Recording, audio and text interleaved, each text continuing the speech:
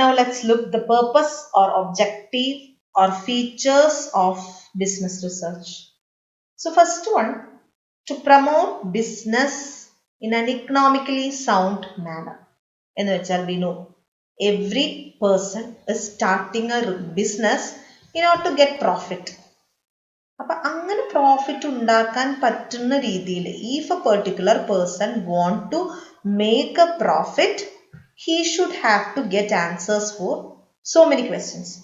നമുക്ക് which is the best marketing, where will you get purchase in an effective manner, how are you going to finance, so from where will you get good workforce, ഒത്തിരി questions എന്താവും നമുക്ക് answer ചെയ്യേണ്ടി വരും. So ഇത്തരം ക്വസ്റ്റ്യൻസിന് answer നമുക്ക് pure data ബേസിസിൽ research നടത്തി കണ്ടുപിടിക്കുകയാണെങ്കിൽ you will be in a position to promote business in an economically sound manner. Then second is to ensure future success. Obviously വെറുതെ ഒരു ഫാമിലി ബിസിനസ് ഉണ്ട്, അതേ ബിസിനസ് ട്രെൻഡ് ഒന്നും നോക്കാതെ നമ്മളിങ്ങനെ തുടർന്നുകൊണ്ട് പോവുകയാണ്, അല്ലെങ്കിൽ ഇപ്പൊ 10 പേര് ഒരു സ്റ്റാർട്ടപ്പ് തുടങ്ങി, എന്നാ ഞാനും കൂടി തുടങ്ങിയേക്കാന്ന് വെച്ച് നമ്മളും തുടങ്ങി. You are not doing much research, you are not studying about the data, you are not studying about what is happening in the market, you are not bothered about any such things.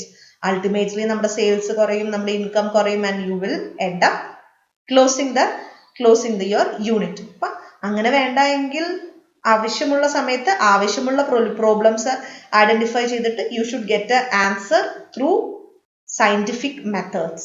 എന്നാൽ മാത്രമേ നമുക്ക് success ഉറപ്പാക്കാൻ പറ്റുള്ളൂ. Gather relevant information for smooth conduct of business.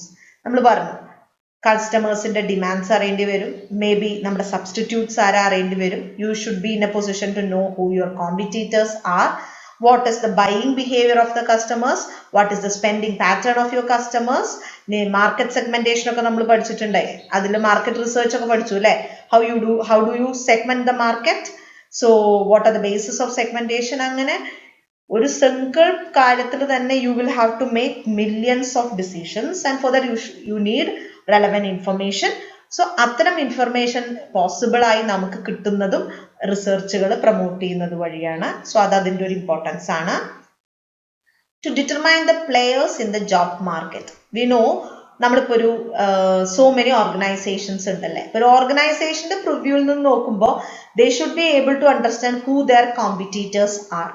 അവരുടെ competitors ആരാണെന്ന് അറിയണം. What are their strategies, how are they. ചിലപ്പോൾ നമ്മൾ അങ്ങനെ അവരുടെ സ്ട്രാറ്റജീസ് അറിഞ്ഞിട്ട് നമ്മളൊരു കോപ്പറേഷൻ അവരുമായിട്ട് സഹകരിക്കാനൊക്കെ നമുക്ക് ചിലപ്പോൾ ചെയ്യേണ്ടതായിട്ട് വരും. അല്ലെങ്കിൽ may be you should strive hard, നമ്മൾ നല്ല ഹാർഡ് കോർ ആയിട്ട് അവരോട് ഫൈറ്റ് ചെയ്യേണ്ടി വരും. സോ അതിന് organisation should be in a position to understand who the other players in the industry are. Then it will help the managers to identify small as well as large issues. നമുക്കറിയാം ഒരു organisation ആവുമ്പോൾ ഒരുപാട് problems ഉണ്ടാവും. they will have to take strategic decision, technical decision, operational decision, tactical decision. So all these things need small research. And finally it is about saving your time and cost. നമ്മൾ എത്ര ചുരുങ്ങിയ സമയം കൊണ്ട് എത്ര ചുരുങ്ങിയ നിരക്കിൽ smooth ആയിട്ട് കാര്യങ്ങൾക്ക് സൊല്യൂഷൻ കണ്ടുപിടിക്കാൻ പറ്റണു എന്നുള്ളതാണല്ലോ. So that is which is the main concern for research. And finally it facilitates managerial decision making process. For all thing the manager should say either a yes or a no. ഇതിൽ invest ചെയ്യണോ, yes or no. പുതിയ expand ചെയ്യണോ, yes or no. പുതിയൊരു product launch ചെയ്യണോ, yes or no. ഇനി നമുക്ക് ആവശ്യത്തിന് finance ഉണ്ടോ, yes or no. അങ്ങനെ ഒരുപാട് ചോദ്യങ്ങൾക്ക് യെസ് അല്ലെങ്കിൽ നോ എന്നുള്ള ഒരു ഉത്തരം ആര് പറയണം, a manager should say. From where he will be able to say all those things. മൂപ്പര് എങ്ങനെ ഇതൊക്കെ പറയാ, ഇങ്ങനെ നിങ്ങൾ വൺ വേർഡ് എഴുതണ പോലെ 1 2 3 എണ്ണീട്ട് എഴുതി പറഞ്ഞ കാര്യമുണ്ടോ, നോ, റെലവെന്റ് അല്ല. അപ്പൊ സോ വാട്ട് വിൽ ഹാപ്പൻ, അപ്പൊ അവർക്ക് ആ ബിസിനസ് ഇല്ലാണ്ടാവും. സോ അതുകൊണ്ട് മാനേജേഴ്സിന് ഡേറ്റാ ബേസ്ഡ് ആയിട്ട് ഡേറ്റയുടെ ബേസിസിൽ ഡിസിഷൻസ് പറയാൻ പറ്റണം. സോ അതിനും അവർ സഹായിക്കുന്നത് റിസർച്ചാണ്. ആൻഡ് മൈൻഡ് ഇറ്റ്, എല്ലാ റെപ്യൂട്ടഡ് ഓർഗനൈസേഷനും അവർക്കൊരു R&D ഉണ്ട്, റിസർച്ച് ആൻഡ് ഡെവലപ്മെന്റ് വിങ് ഉണ്ടാവും.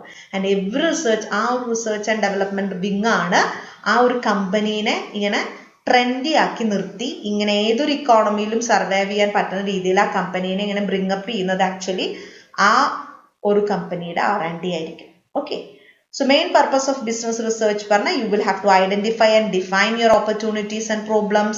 You should define, monitor and refine your strategies.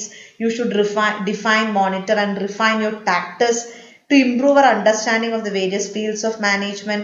ഇതൊക്കെയാണ് പൊതുവില് നമ്മൾ ബിസിനസ് റിസർച്ചിന്റെ മെയിൻ പർപ്പസ് എന്ന് പറയുന്നത്. So is it clear? ഇത് പർപ്പസ് എന്ന് പറഞ്ഞാലും ഒബ്ജക്റ്റീവ് എന്ന് പറഞ്ഞാലും ഫീച്ചർ എന്ന് പറഞ്ഞാലും you can write the 7 points. So hope that is okay. So now let's see why it is so important to conduct a business research. അപ്പോൾ അത് എന്തുകൊണ്ടാണ് ഇത്ര ഇമ്പോർട്ടൻ്റ് എന്ന് പറയുമ്പോൾ ആർക്കൊക്കെയാണ് ഇതിന്റെ പ്രാധാന്യം വരുന്നത് എന്നുള്ള പോയിന്റ്സ് ആണ് പറയുന്നത്. So why it is important എന്ന് പറയുമ്പോൾ who are the different groups of people who feel it is relevant എന്നാണ്. First one is job seekers. Job seekers എന്ന് വെച്ചാൽ ജോലി അന്വേഷിക്കുന്ന ആൾക്കാർ. Many people are there. There are out in the economy. You have so many people with variety of talents. ഏതൊരു ഓർഗനൈസേഷനും നല്ല talents ഉള്ള ആൾക്കാരെ വേണം. അതുപോലെ ഏതൊരു ടാലന്റ് ഉള്ള ആൾക്കും നല്ലൊരു ഓർഗനൈസേഷനിൽ ജോബും കിട്ടണം. So that is like both sides of A coin. So obviously companies will look for good people and job seekers will look for good company. അതില് the controversy part എന്ന് പറഞ്ഞു കഴിഞ്ഞാൽ ഏറ്റവും മോശമായിട്ടുള്ള കമ്പനിക്കും ഏറ്റവും നല്ല ആൾക്കാരെ തന്നെ ജോലിക്ക് കിട്ടണമെന്നും ഏറ്റവും എഡ്യൂക്കേഷണലി വീക്ക് ആയിട്ടുള്ള ഒരു കാൻഡിഡേറ്റിനും ഏറ്റവും ടോപ്പ് കമ്പനിയിൽ കയറി പറ്റണം എന്നാണ്. So but that will not work. It will not happen. Suit ആവില്ല. അപ്പൊ അങ്ങനെ വരുമ്പോൾ ജോബ് സീക്കേഴ്സിന് അവരവരുടെ രീതിക്ക് പറ്റുന്ന കമ്പനിയും കമ്പനീസിന് അവരുടെ ഒരു പരിധിയിൽ നിൽക്കുന്ന job seekers കിട്ടണം. So for that purpose, obviously, both of them will have to do their part of research. And then comes to investors. You have private investors, you have lending institutions, and so many such people are there who are ready to invest in your company. So they should get an idea about what your company is. And you should also, from the company point of view, you should also be in a position to understand about what are the various investment people who are ready to invest in you. Fund ചെയ്യാൻ ready ആയിട്ട് നിൽക്കുന്ന ആരൊക്കെയാണ്, നമ്മുടെ സ്റ്റോക്സിൽ ആരൊക്കെ invest ചെയ്യും എന്നൊക്കെ കമ്പനിക്കും അറിയണം. നമുക്ക് ഇൻവെസ്റ്റ് ചെയ്യാൻ പറ്റുന്ന കമ്പനിയാണോ എന്നുള്ളത് ഇൻവെസ്റ്റേഴ്സിനും അറിയണം. സോ രണ്ടുപേരുടെ ഭാഗത്തുനിന്നും they will have to go to do a research. Then B2B providers. A particular company ആകുമ്പോൾ അവർക്ക് ഒത്തിരി സർവീസസ് ഉണ്ടാവും അല്ലേ. Maybe you have a law consultancy, you have a management consultancy, you have a HR consultancy, you have people doing you with accounting, books management, you have tax related services. So many add-on services വരുന്നുണ്ട് ഒരു കമ്പനിയുമായിട്ട് related ആയിട്ട്. So അവിടെയും ഇങ്ങനെ തന്നെയാണ്. That people who are willing to provide you service should know about you and you should know about people who are willing to provide service for you. So both way രണ്ട് പാർട്ടീസിനും റിസർച്ചിന്റെ ആവശ്യമായിട്ട് വരും. Philanthropic organizations എന്ന് വെച്ചാൽ philanthropist is a person who just loves the mankind. അവർക്ക് എല്ലാവരും സുഖവും സന്തോഷമായിട്ടിരിക്കണം എന്ന ആഗ്രഹമുള്ളവരും അതിന്റെ ഭാഗമായിട്ട് ഡൊണേഷൻസ് പോലെ കാര്യങ്ങളൊക്കെ കൊടുക്കാൻ വില്ലിംഗ് ആയിട്ടുള്ളവരുമാണ് ഈ philanthropist എന്ന് പറയുന്നത്. So there are people who love to do such things. But maybe non-profit organization ആണെങ്കിൽ അങ്ങനെയുള്ള ആൾക്കാരെ കുറിച്ചിട്ടുള്ള ഒരു ധാരണ വേണം. Who are the people who are willing to support these kind of causes? So അതുപോലെ certain people get it happy when they contribute to the society, contribute to such organization. So രണ്ടു കൂട്ടരും അവരവരുടെ പാർട്ടിൽ നിന്ന് റിസർച്ച് ചെയ്താൽ മാത്രമേ ആരാണ് എന്താണ് എങ്ങനെയാണ് തുടങ്ങിയ കാര്യങ്ങൾക്ക് അവർക്കൊരു ആൻസർ കിട്ടുള്ളൂ. Then companies. ഇതാണ് ഇമ്പോർട്ടൻറ്റ്. ആക്ച്വലി നമ്മൾ മുകളിൽ പറഞ്ഞിട്ടുള്ള കാര്യങ്ങളൊക്കെ വളരെ പെരിഫറിയാണ്. ജോലി നോക്കുന്ന ആൾക്കാരും ഇൻവെസ്റ്റേഴ്സിനും B2B പ്രൊവൈഡേഴ്സിനും വേണ്ടിയിട്ടല്ല നമ്മൾ ആക്ച്വലി ബിസിനസ് റിസർച്ച് നടത്തുന്നത്. Ultimately it is for the company. ആ കമ്പനിക്ക് ഇവിടെ നിലനിൽപ്പിന് ആവശ്യമായിട്ടാണ് ആക്ച്വലി നമ്മൾ പ്രാക്ടിക്കൽ പോയിന്റ് ഓഫ് വ്യൂവിൽ ബിസിനസ് റിസർച്ച് നടക്കുന്നത്. എന്തിനൊക്കെയാണ് ഒരു കമ്പനിയിൽ ബിസിനസ് റിസർച്ച് നടക്കണേ വെച്ചാൽ പ്രോഡക്റ്റ് അനാലിസിസ്. അത് ഞാൻ ഇതിന്റെ താഴെയുള്ള പോയിന്റ്സ് അല്ല കേട്ടോ പറയണേ. സോ പോയിന്റ്സ് നോട്ട് ചെയ്ത് വെക്കുക. കമ്പനീസ് ബിസിനസ് റിസർച്ച് നടത്തുന്നത് ഒന്ന് അവരുടെ പ്രോഡക്റ്റ് അനലൈസ് ചെയ്യാണ്. Whether their product is apt to the new market. പുതിയ മാർക്കറ്റിൽ ആപ്റ്റ് ആണോ? whether there is a scope for a new product development, whether they have to go for a diversification of their existing product. So അങ്ങനെ ഒരുപാട് answers product എന്നുള്ള ഒരു single concept ആയിട്ട് relate ചെയ്തിട്ട് ഒരു കമ്പനിക്ക് ഉത്തരം പറയാനുണ്ടാവും. So all those comes under product analysis. Second is market analysis. This is pretty important because every company should know the pulse of the market.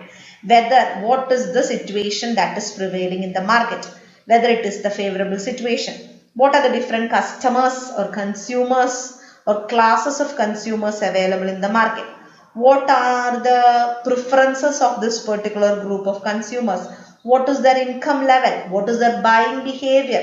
അങ്ങനെ ഒരു മാർക്കറ്റുമായി റിലേറ്റഡ് ആയിട്ട് ഒരുപാട് കാര്യങ്ങൾ കമ്പനീസിന് അറിയേണ്ടതായിട്ട് വരും. So all that comes under market analysis. Financial analysis. Ultimately, every company will have to determine the cost of production and what is the unit cost of a product. And for that, അവർക്ക് ഒരുപാട് കാര്യങ്ങൾ വേണ്ടി വരും. എങ്ങനെയൊക്കെ cost reduce ചെയ്യാം, raw മെറ്റീരിയൽസിന് reduce ചെയ്യാൻ പറ്റിയിട്ടാണോ, skilled ആൾക്കാരെ കുറച്ച് പൈസയ്ക്ക് കുറച്ച് രൂപയ്ക്ക് എടുക്കാൻ പറ്റിയിട്ടാണോ, അല്ലെങ്കിൽ നമുക്ക് വളരെ കപ്പാസിറ്റി യൂട്ടിലൈസേഷൻ മാക്സിമം ആക്കിയിട്ടാണോ, നല്ല നല്ല മെഷീനറി ടെക്നോളജിയിൽ ഇൻവെസ്റ്റ് ചെയ്തിട്ടാണോ. സോ ഓൾ ദിസ് തിങ്, ഇതിനൊക്കെ ഫിനാൻസ് ആവശ്യമാണല്ലോ അല്ലേ. സോ പ്രൊഡക്ടിവിറ്റി വേണം എന്ന് പറഞ്ഞാൽ you need finance. So what are the things, you have a set of finance with you. So നമ്മൾ അതെങ്ങനെ അലോക്കേറ്റ് ചെയ്യാം എന്നുള്ളത് ഒരു ഫിനാൻഷ്യൽ അനാലിസിസ് നടത്തണം. Competitor analysis. It means that you have people who are fighting with you. You have people who are following the same track as you, either one step ahead of you or one step behind. So നമ്മൾ നമ്മുടെ സ്ഥാനം ഇങ്ങനെ വിടാണ്ട് അവിടെ പിടിച്ചു നിൽക്കാൻ പറ്റണമെങ്കിൽ കോമ്പറ്റീറ്റേഴ്സിനെ analyse ചെയ്യണം. അവരുടെ strategies എന്താ, what are the decisions, what are the things which they are doing, are they going for something like something new. So അതൊക്കെ നമ്മളിങ്ങനെ ക്ലോസ് ഒബ്സർവ് ചെയ്യണം. So definitely you have to go for a competitor analysis. And finally it is the growth analysis. നമുക്ക് അറിയണം years after coming into market whether we are growing or whether we are stagnant or whether we are diminishing. എന്താണെന്ന് അറിയണം. അപ്പം ഇതാണ് actually practical point of വ്യൂവിൽ സത്യം പറഞ്ഞ business research കൊണ്ട് ചെയ്യുന്നത്. ഒരു ജോബ് സീക്ക് ചെയ്യുമ്പോഴോ ഇൻവെസ്റ്റ് ചെയ്യുമ്പോഴോ ഒക്കെ നമ്മൾ IM പഠിക്കുന്നത് ആക്ച്വലി ഫിനാൻഷ്യൽ അനാലിസിസ് തന്നെയാണ് കേട്ടോ. അതായത് ഇപ്പോൾ ഒരു ഇൻവെസ്റ്റ് ചെയ്യണോ വേണ്ടേ എന്നുള്ള ആ ഇൻവെസ്റ്റർ അനാലിസിസ് എന്ന് പറഞ്ഞുള്ളൂ. അതാണ് നമ്മൾ ശരിക്കും ഇൻവെസ്റ്റ്മെന്റ് മാനേജ്മെന്റിൽ പഠിക്കുന്നത്. ഷെയർ ഇൻവെസ്റ്റ്മെന്റ് അനാലിസിസ് പഠിച്ചത് സെയിം. അതുപോലെ തന്നെയാണ് ജോബ് സീക്കേഴ്സ് നടത്തുന്ന ഒരു അനാലിസിസ്. പക്ഷെ ഇത്തരം അനാലിസിസുകളൊക്കെ നിലനിന്നാലും the very important point which you have to make in your mind is ultimately why do companies go for a business research is purely their purpose of understanding about their product, about the market, about their competitors, about the growth, and finally about their financial availability. So that's it. So that's the importance of the business research.